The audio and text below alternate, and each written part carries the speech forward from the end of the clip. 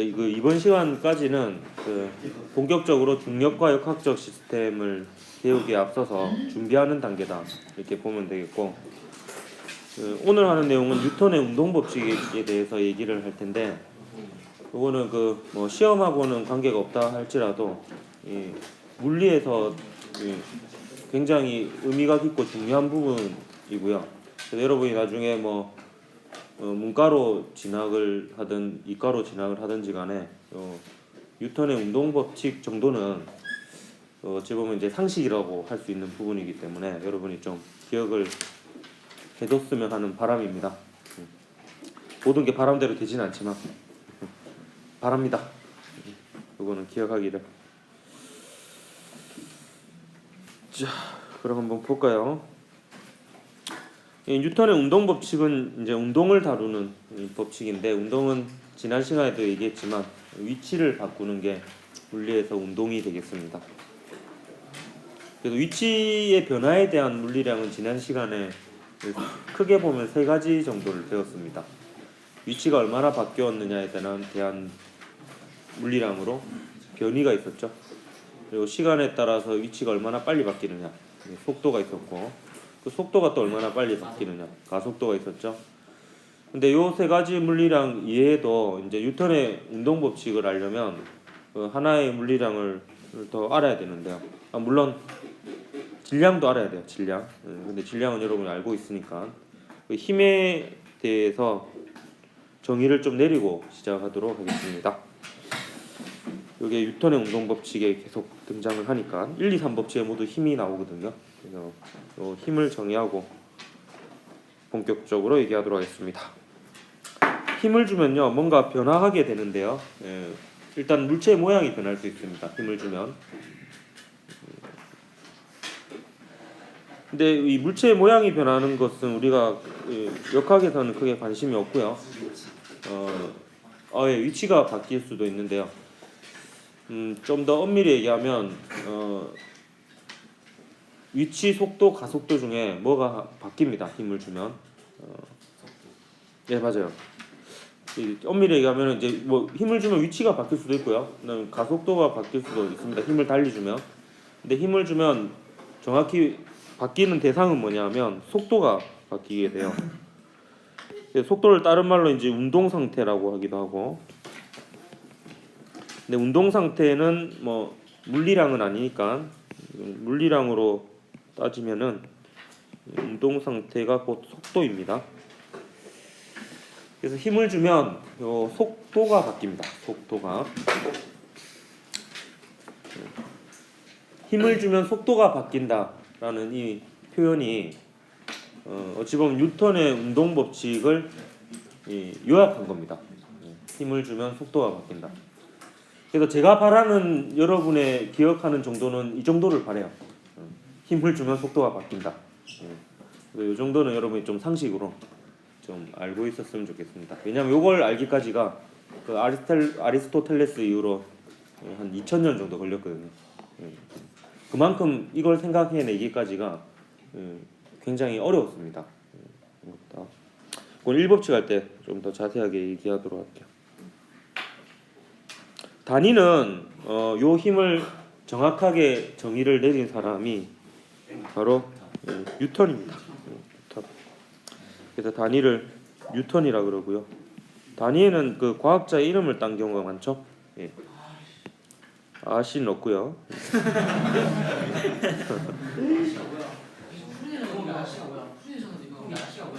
고마해라.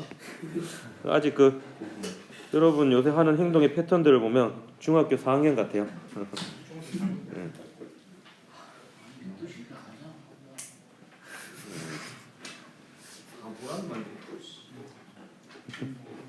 바보는 걔도 좀 양호하다. 자,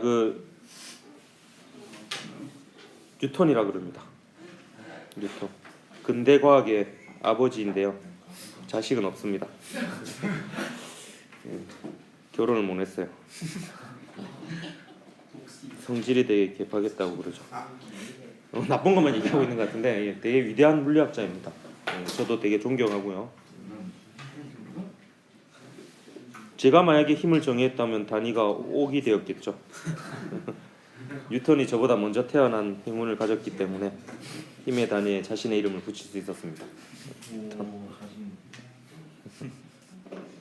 이게 늘 얘기하지만 다 짜여진 농담입니다. 이 대목에는 이걸 꼭 하고 넘어가야 돼요. 자, 힘에는 여러 가지 정보가 있는데 세 가지 정보가 있습니다. 일단 힘이 어디에 작용하느냐가 중요합니다.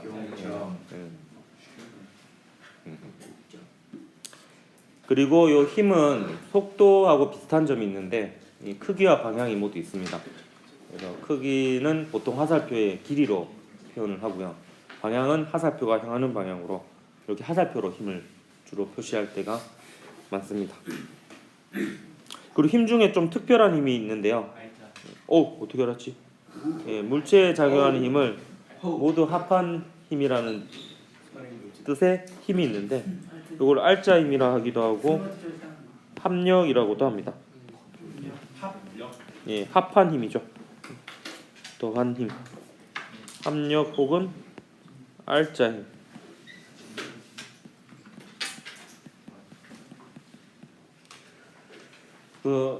알자 힘이라고 하는 것은 힘을 더할 때는 이 방향까지 고려해서 더해야 되거든요. 예를 들면 오른쪽으로 30N이 작용하고 왼쪽으로 10N이 작용하면 합쳐서 40N이 아니라 오른쪽으로 20N이죠. 왜냐하면 오른쪽 왼쪽 10N은 상쇄됩니다. 그래서 이렇게 상쇄되는 힘은 빼고요. 나머지 이제 남아 있는 알짜배기 힘이다 라는 뜻에서 알짜 힘이라는 표현. 알짜 힘도 방향이 그렇죠. 알짜 힘도 방향이 있죠. 방금 얘기했듯이 오른쪽에 만약에 30N 작용하고 왼쪽에 10N 작용하면 알짜 힘의 방향은 오른쪽이 되겠죠. 그리고 크기는 20N 이렇게 되겠습니다. 시끄럽다고 좀 조용히 제가 수업을 하도록 할게요. 그러면.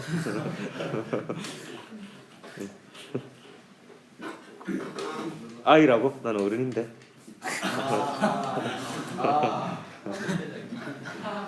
AC 아니고 ABC.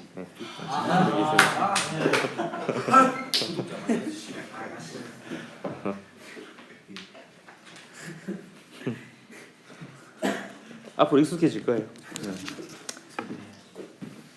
자, 그럼 이제 본격적으로 뉴턴의 운동 법칙에 대해서 설명할 준비가 되었습니다. 들을 준비가 된지는 모르겠지만 설명할 준비는 되었고요. 뉴턴의 제1법칙은 이 관성의 법칙이라고 하는데 일단 요 네이버 검색창에 써놓고 봅시다.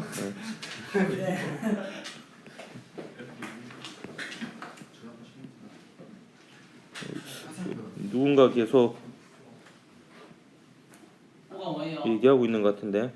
0 아닌가? 0이고요.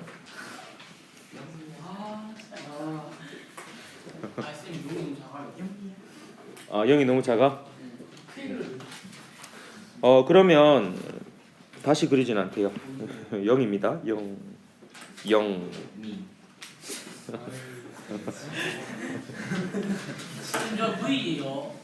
요건 V고 이제 설명을 하도록 하겠습니다. 일단 따라 그렸습니까? 이해가 안 되면 따라 그리면 됩니다. 자, 요 F는 좀 전에 한 건데 힘인데요. 힘 중에도 맨 마지막에 얘기한 게 알짜임, 합력입니다. 아까 합력을 제가 얘기한 이유는 뭐냐면 뉴턴의 1, 2법칙에 등장하는 힘은 다 합력입니다. 그리고 뉴턴의 2법칙으로부터 나오는 나중에 충격량과 운동량 사이의 관계를 여러분 나중에 배우게 되거든요. 그때 충격량도 합력에 의한 충격량이고요. 그래서 법칙에 들어가는 힘들은 대부분 합력입니다. 합력. F = 0이면 합력이 0이면 어떤 현상이 일어나느냐? 요 V는 뭐냐면 스피드일까요? 벨로시티일까요? 벨로시티. 속도입니다. 속도. 힘도 방향이 있고 속도도 방향이 있거든요. 일단 요 합력이 0이면 속도가 일정하다라는 게 뉴턴의 제1법칙입니다. 요거 발견하는데 엄청 오래 걸린 거예요. 이게 사실 뉴턴이 발견했다라기보다는 갈릴레오가 발견한 것을 뉴턴이 이제 끌어다 쓴 건데요. 받아들여서. 이게 굉장히 사실 엄청난 발견이었어요. 왜냐하면 그 아리스토텔레스는 원래 어떻게 얘기했냐면 우리 경험하고 비슷한 얘기를 했습니다. 우리가 보통 물체 운동들을 관찰해 보면 언젠간 멈추죠. 가만히 냅두면. 그렇잖아요. 가만히 놔두면 움직이던 녀석이 정지하잖아요. 그래서 아리스토텔레스는 어떻게 얘기했냐면 모든 움직이는 물체는 정지하려고 하는 성질이 있고요. 이 물체를 움직이려면 뭔가 계속 공급해줘야 된다는 거예요. 뭔가를. 이게 조금 어찌 보면 우리 경험하고는 맞잖아요. 뭔가 움직이려면 우리는 계속 밀어주거나 계속 당겨주거나 이러잖아요. 뭔가를 해줘야지 움직인다. 그러니까 속도 위치가 변하려면 원인이 필요하다라고 생각을 한 겁니다. 근데 갈릴레오는 이제 생각이 달랐죠. 움직이는 데는 이유가 필요 없다. 움직이는 게 오히려 자연스러운 상태고, 근데 움직임 자체를 바꾸려면 뭔가 원인이 필요하다라고 이렇게 생각을 한 거고요. 그럼 갈릴레오는 이걸 어떻게 발견을 했냐면, 갈릴레오가 진자 운동으로 뭔가 발견을 한 것도 있는데요.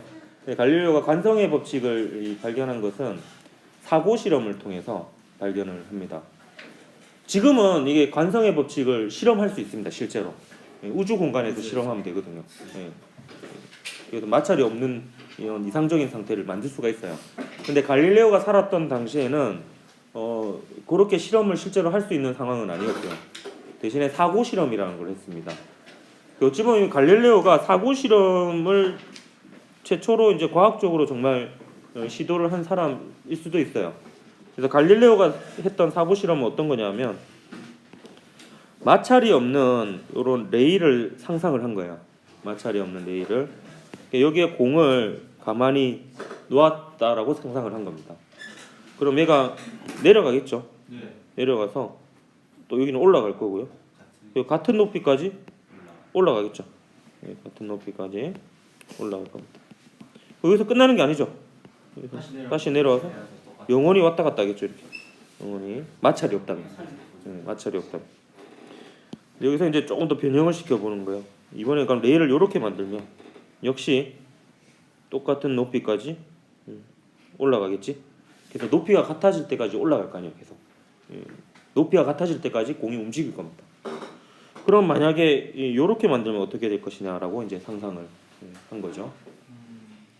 그럼 이제 높이가 같아질 때까지 계속 움직일 거 아니에요. 근데 높이가 안 같아지죠. 그러면 계속 움직일 것이다. 이렇게 이제 상상을 한 겁니다. 그러니까 머릿속에서 이 실험을 한 겁니다. 그래서 사고 실험이라고 하고요.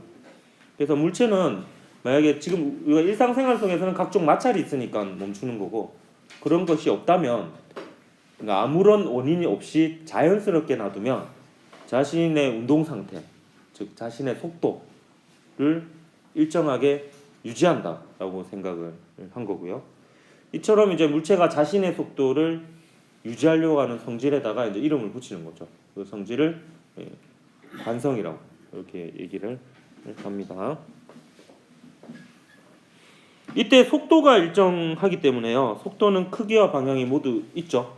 그렇기 때문에 속도가 일정하다라는 뜻은 속도의 크기만 일정한 게 아니라 속도의 방향도 일정한 겁니다. 그러면 어떤 형태의 운동을 하겠습니까? 계속 방향이 일정하니까 직선 운동하겠죠. 그래서 빠르기가 일정한 직선 운동, 등속 직선 운동을 하게 됩니다. 그게 유지가 되는 거죠. 합력이 0이면.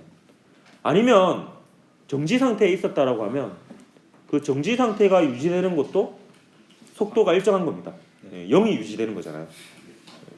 근데 맞습니다. 아까 사고 실험에서 이게 이렇게 했었잖아요. 마지막이에요. 이처럼 가속도가 안 붙어요. 여기서부터 여기까지는 속도가 증가를 하고요. 평면에 도달한 이후부터를 얘기하는 거예요. 그부터는 이제 뭔가 변화가 없죠. 이런 경우에 자연스러운 상태는 계속 움직이는 상태가 자연스러운 상태입니다. 이게 얼마나 대단한 생각이었냐면 움직이는데 아무것도 필요 없다라는 이제 생각을 한 거예요. 이게 상식하고는 사실 안 맞을 수 있잖아요. 뭔가 움직이려면 뭔가 해줘야지 움직일 것 같잖아요. 근데 움직이는 것 자체는 이상적인 상황이면 그게 유지가 된다라는 거예요. 영원히. 그게 이제 관성의 법칙이 되겠습니다. 그래서 운동 상태 속도를 유지하려고 하는 성질을 관성이라고 이름을 붙인 거고요. 이 관성이라는 이름을 따서 뉴턴의 제1법칙을 관성의 법칙 이렇게 얘기를 하기도 합니다. 이제 뉴턴의 이 법칙은 여기서 한 걸음 더 나아간 거예요. 그럼 합력이 0이면 속도가 변하지 않는다라는 것은 합력이 0이 아니면 속도가 변한다라는 뜻이 뉴턴의 제2법칙이 되겠습니다. 이것도 채워놓고 설명을 하도록 하겠습니다. 본 사람도 있을 거예요. 보통은 F = MA라고 쓰죠. 근데 저는 MA = F라고 쓸 겁니다. 뭔지 하나씩 얘기해 줄게요. 요 M은 mass, 질량이 되겠습니다. 메스의 질량이? 네, mass 질량입니다. 질량.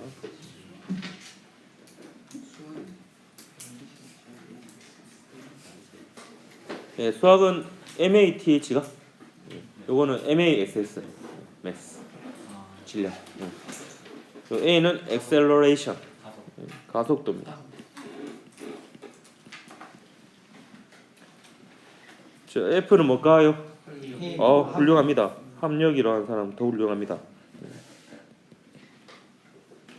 뭐 힘이라고 해도 되겠지만 좀 더 정확하게 얘기를 한다면 합력입니다.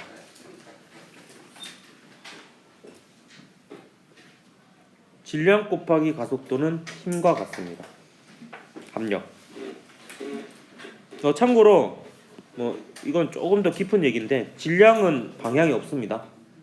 오른쪽으로 3kg, 위쪽으로 4kg 이러지 않죠. 이건 방향이 없고 가속도는 방향이 있고요. 그리고 요 합력, 힘 방향이 있습니다. 그래서 여기 같다라는 거는 크기도 같고 방향도 같은 거거든요. 그래서 가속도 방향하고 합력 방향이 같습니다. 요거는 뭐 몰라도 되겠습니다. 방금 한 얘기는. 자, 요거를 조금 변형시켜서 쓰면요, 요렇게 쓸 수 있습니다.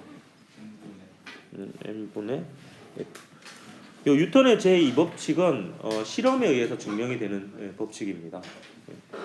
가속도를 측정하는데요. 그러니까 1초당 속도가 얼마나 빨리 바뀌는지를 측정해 보면 힘을 달리해 보면은 힘에 비례해서 가속도가 커지고요.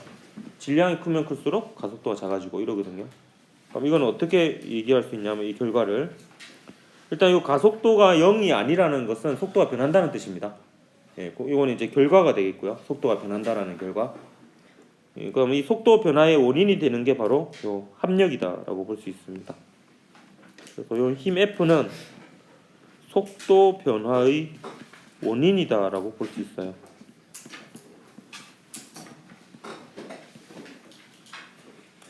그래서 원인이 크면 결과가 크잖아요. 힘이 크면 가속도가 큽니다. 즉 속도가 빠르게 변합니다. 속도가 급격히 변합니다. 근데 똑같은 힘을 주더라도 자동차를 밀 때나 기차를 밀 때나 비행기를 밀 때 생각을 해보면 셋 다 안 밀리겠네. 질량이 클수록 속도가 잘 변하지 않습니다. 질량이 클수록.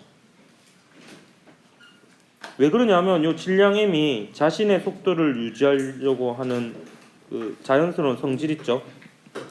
그 관성의 크기를 뜻합니다. 그러니까 자신의 운동 상태를 유지하려고 하는 성질이 물체마다 다 있는데 다 동등하게 있는 것은 아니고 질량이 크면 클수록 자신의 운동 상태를 유지하려고 하는 성질이 커서 속도를 변화시키기가 어렵습니다. 똑같은 힘을 주더라도 질량이 클수록 속도가 잘 변하지 않는 거죠. 관성은 모든 물체가 가지고 있지만 관성의 크기는 다르다라는 거예요.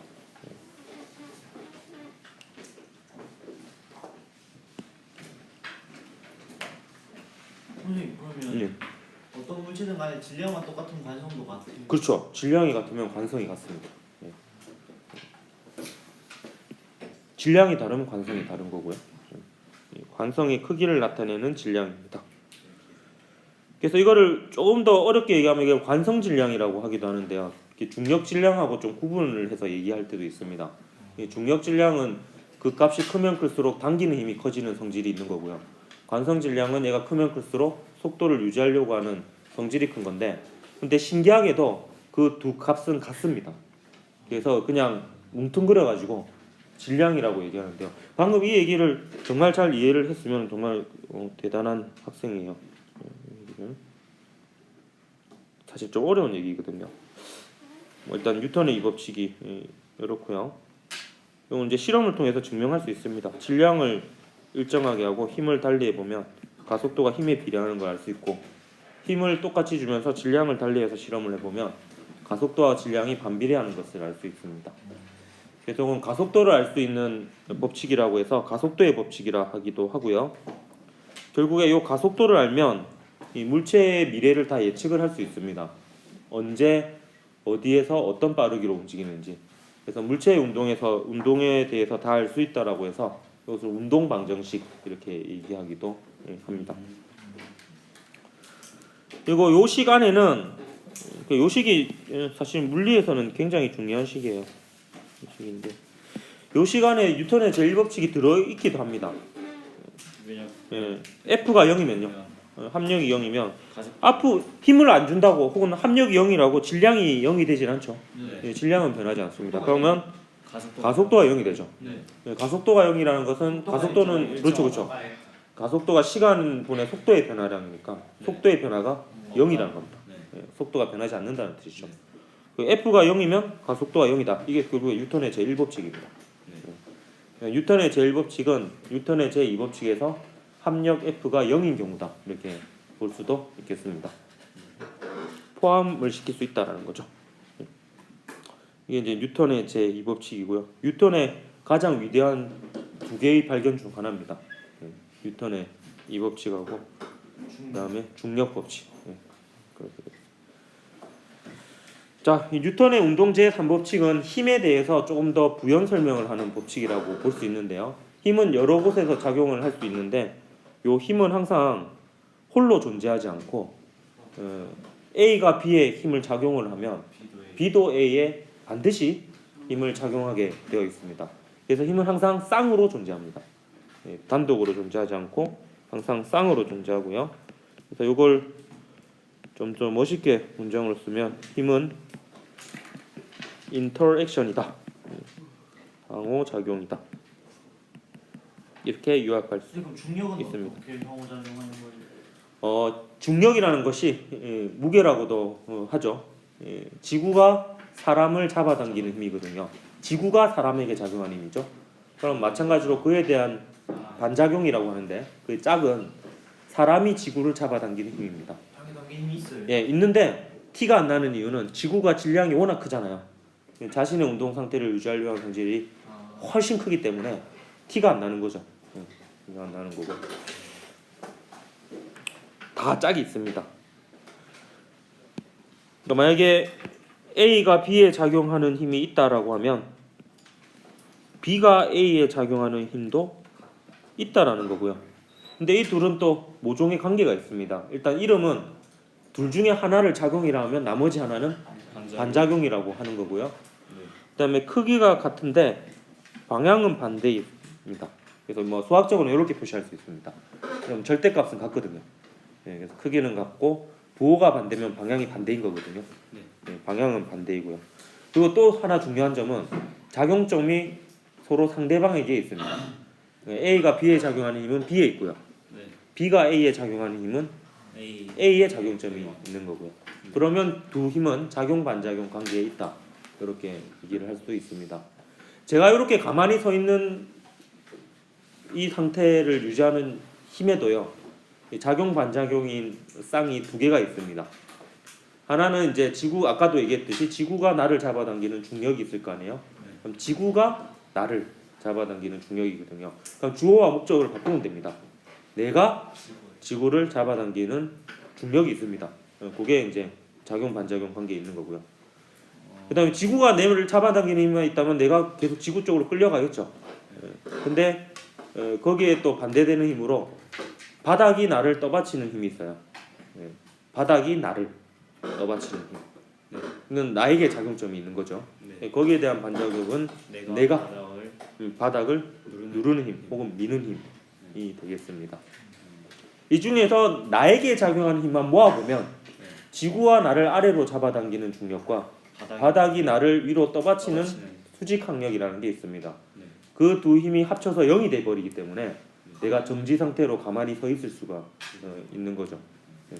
근데 방금 말한 요 두 힘, 지구가 나를 잡아당기는 중력과 바닥이 나를 떠받치는 힘은 크기가 같고 방향이 반대이지만 모두 나에게 작용하는 힘이죠. 네. 그렇기 때문에 요 두 힘은 작용 반작용 관계는 아닙니다. 네. 예, 작용 반작용 항상 A하고 B 두 개가 있어야 돼요. 예, 그러니까 서로에게 작용하는 힘이 작용 반작용이 되겠고요.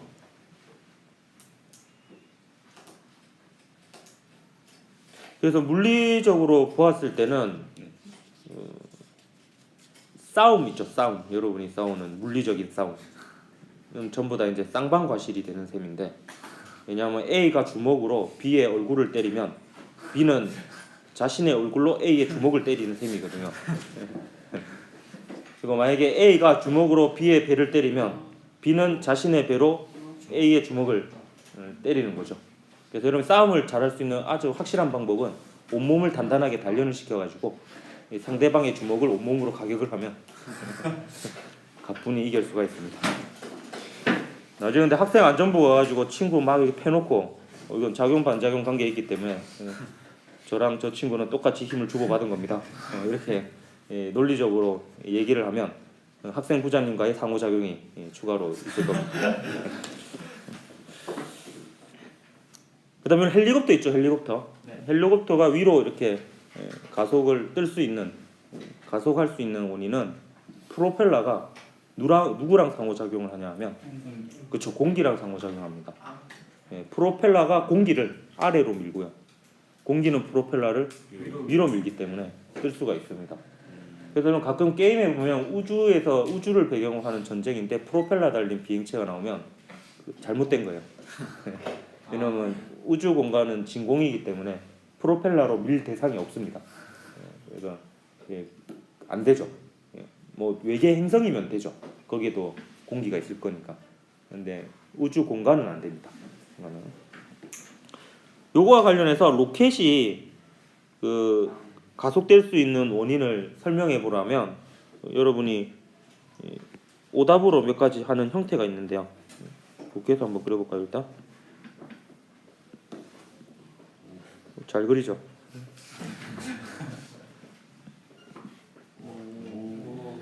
이걸 확실히 로켓이라고 제가 결정타를 날려버릴 수 있는 게 이렇게 적으면 됩니다. 이렇게. 로켓이 앞으로 가속될 수 있는 이유를 설명해 보라 하면 작용 반작용을 배운 이 학생은 그래도 이런 식으로 그래도 오답을 그럴싸하게 만들어요. 로켓이 탁 발사되는 순간을 떠올려 가지고 로켓이 땅을 밀면 땅이 로켓을 밀어서 올라갈 수 있습니다. 이럽니다. 그럼 좀 몇 킬로 올라가면 왜 할래? 땅하고 멀어지는데. 그러면 가뿐히 또 말을 바꾸죠. 그때는 공기를 밀면 됩니다. 공기를 뒤로 밀면 공기가 로켓을 앞으로 밀기 때문에 갈 수 있어요. 그럼 계속 가가지고 우주 공간을 가면 이제 더 밀 대상이 없어져요. 공기가 없죠. 그럼 우주 공간에 나가면 공기가 없는데 어쩔래? 뭘 밀래? 이러면 그러게요. 뭘 밀어야 될까요? 이렇게 됩니다. 처음부터 사실 이 설명 앞에 말한 두 가지는 잘못된 설명이고요. 이 로켓은 어떻게 작동을 하냐면 이걸 제트 엔진이라고 그러는데 여기 연료 가스가 있을 거 아니에요. 연료 가스를 폭발시킵니다. 급격한 산화가 일어나도록. 그래서 폭발을 시키면 그 가스 분자들이 온 사방팔방으로 무작위적으로 가겠죠. 이거 이렇게 무작위적으로 갈 거 아니야. 그지? 이게 무작위적으로 갈 겁니다. 무작위적으로. 그러면 여기에 도달한 공기 분자는요. 로켓을 이쪽으로 밀겠죠. 그럼 로켓은 공기 분자를 오른쪽으로 밀 거고요. 반면에 이쪽으로 간 공기 분자는 로켓을 오른쪽으로 밀 겁니다. 그럼 로켓은 공기 분자를 왼쪽으로 밀 거고요. 그러니까 이렇게 밀리는 공기 분자, 공기 분자가 아니죠. 그 연료 가스 분자, 연료 가스를 이렇게 밀린 연료 가스는 얘는 오른쪽으로 갈 거고 얘는 왼쪽으로 가서 또 밀 겁니다. 왔다 갔다 하면서. 그럼 좌우는 대칭이죠. 좌우는 대칭이. 그 얘랑 이런 쪽은 다 대칭이에요. 대칭인데 위아래는 좀 다르죠. 위로 간 공기 분자는 로켓을 위로 밉니다. 로켓은 공기 분자를 아래로 밀고요. 근데 아래로 간 공기 계속 공기래 그지? 공기 없다 그래놓고 아래로 간 연료 가스는 로켓과 상호작용하지 않죠. 네. 그냥 가버립니다. 그 여기랑 부딪혔던 공기 이 연료 가스도 가스 분자도 그냥 밖으로 나가버리겠죠. 그러니까 앞뒤로는 비대칭이죠. 앞뒤로는 연료 가스가 로켓을 앞으로 미는 힘만 있고 뒤로 미는 힘은 없습니다. 그렇기 때문에 이 힘 때문에 앞으로 가속이 될 수 있는 겁니다. 그럼 바깥에 아무것도 없어서 문제가 없잖아요. 이 안에서 폭발에 의해서 이루어지는 거니까. 정확하게는 제트 엔진의 원리는 이렇습니다. 이걸로 이제 가속이 될 수가 있습니다. 그래서 작용 반작용. 모든 힘은 항상 쌍으로 존재한다. 라는 거 기억을 하고요. 마지막으로 힘과 운동 방향에 대해서 좀 얘기를 할까 합니다.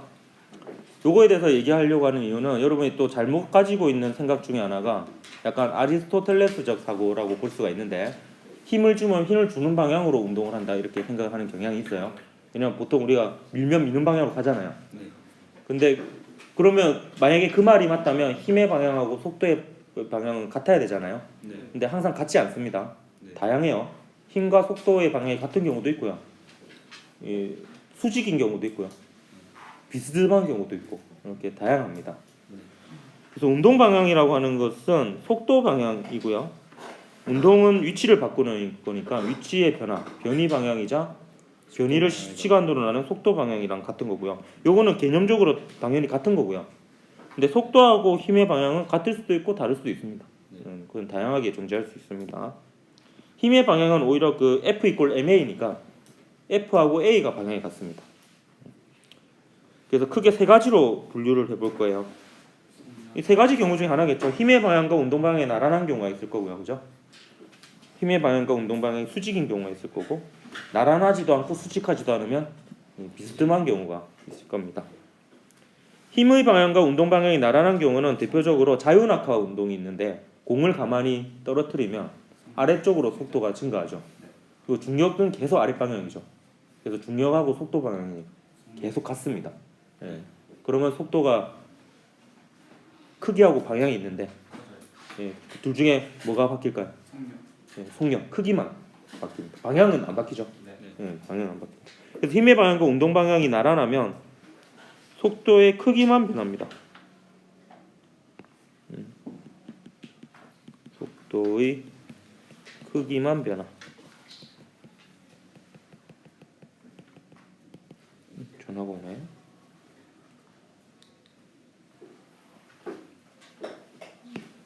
이 속도의 크기는 이 속력이라 볼 수도 있습니다. 속력. 그러니까 순간 속도의 크기는 순간 속력이랑 무조건 같아요. 그러니까 평균 속도와 평균 속력은 다른데 순간 속도의 크기는 순간 속력과 같습니다. 그 방금인 것도 굳이 깊게 몰라도 상관은 없습니다. 대표적인 예로 여러분이 한 다다음 시간쯤에 배울 텐데요. 자유낙하 운동 있겠습니다.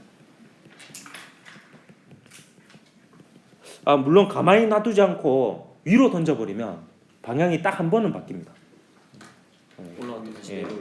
속도가 점점 줄어들다가 정지한 순간에 속도의 방향이 한 번 바뀌어요. 하지만 바뀌더라도 딱 나란한 방향이에요. 180도로만 바뀝니다. 그래서 그걸 자치를 쭉 그려보면 직선이긴 해요. 그래도 직선 운동을 합니다. 직선 운동. 근데 힘의 방향과 운동 방향이 수직인 경우가 있어요. 이때는 좀 여러분 상상하기 어렵지만 결과를 그냥 얘기해 줄게요. 속도의 글쎄, 아주 훌륭합니다.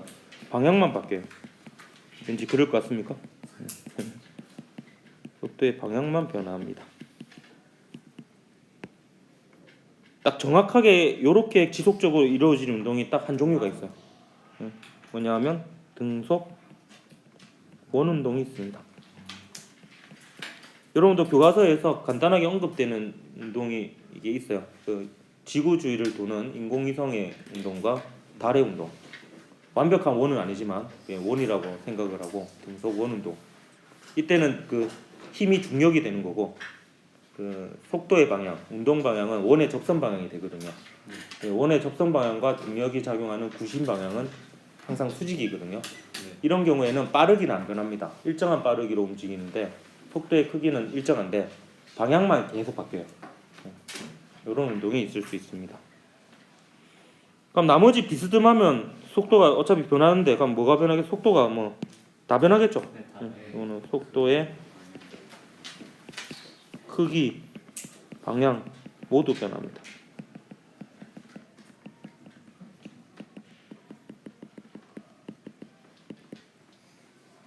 이게 제일 어렵겠죠. 크기와 방향이 모두 바뀌니까. 다행스러운 거는 계산은 안 합니다, 여러분이. 운동의 특징들만 배우게 됩니다. 이 속도의 크기와 방향이 모두 변하는 이렇게 힘과 속도가 비스듬한 운동을 여러분은 포물선 운동 배웁니다. 근데 포물선 운동 같은 경우에 여러분 교과서에는 어떻게 표현되어 있냐면 수평으로 던져진 운동. 이걸 배우게 됩니다. 그럼 수평으로 던져진 순간은 그 속도하고 중력이 수직이거든요. 근데 조금만 지나면 비스듬해지죠. 운동 방향이. 비스듬해지면 중력은 계속 그대로 아래 방향이고 속도는 비스듬해지니까 중력과 속도 방향이 수직에서 벗어납니다. 그러면서 크기도 바뀌고 크기는 증가하고요. 방향도 바뀌고 그렇게 됩니다. 그리고 또 하나 뭐 이거는 뭐 참고 삼아 알아두십시오. 진자 운동이 있습니다. 뭐 이게 물체를 실험에 달라 가지고 이렇게 왔다리 갔다리 하는 운동 있죠. 이것도 생각해 보면 속도의 방향이 계속 바뀌잖아요. 빠르기도 계속 바뀌고요. 보면 매 순간 움직이는 방향하고 중력 방향이 완전히 수직이지도 않고 나란하지도 않고 막 그래요. 그래서 약간 이 속도의 크기와 방향이 모두 바뀌는 이런 가속도 운동을 하게 됩니다. 그래서 여러분이 배우게 되는 몇 가지 역학적 이런 운동이 어떤 경우에 이런 운동이 일어나는지를 그냥 한번 분석을 한번 해본 거고요. 그래서 뉴턴의 이 법칙을 알면 좀 이해하는데 조금 더 왜 그런지를 알고 특징을 알 수 있기 때문에 제가 1시간을 거쳐서 시간을 들여서 설명을 한 겁니다. 자, EBS 교수학습 지원센터에서 다운받은 뉴턴의 운동 법칙에 대한 영상을 보며 내용을 정리하면서 마치도록 하겠습니다.